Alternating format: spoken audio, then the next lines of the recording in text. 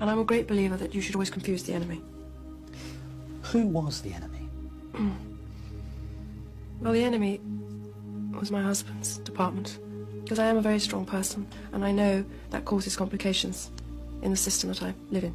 I was a problem, I was a liability, seen as, and how are we going to deal with her? This hasn't happened before. Who was asking those questions?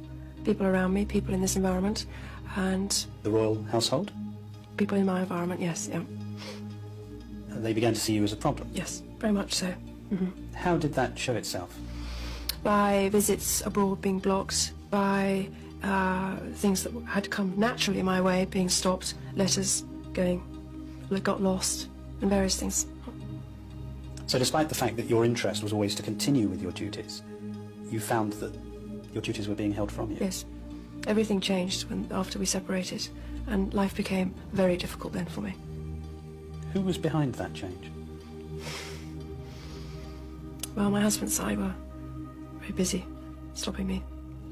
Have you any idea how that conversation came to be published in the national press? No, but it was done to harm me in a serious manner, and that was the first time I'd experienced what it was like to be outside the net, so to speak, and not be in the family. It was very much a poker game, a chess game. Do you really believe that a campaign was being waged against you? Yes, I did, absolutely. Yeah.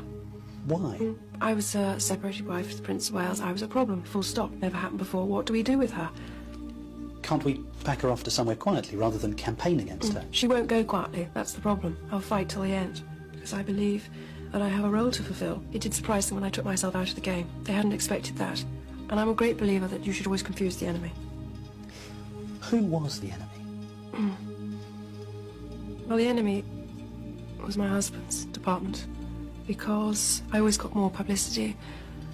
My work was discussed much more than him, and, you know, from that point of view I understand it.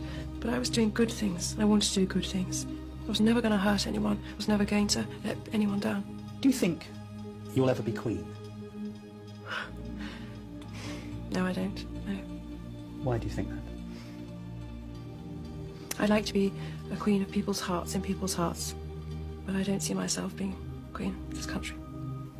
I don't think many people would want me to be queen. Actually, when I say many people, I mean the establishment that I'm married into, because they've decided that I'm a non-starter.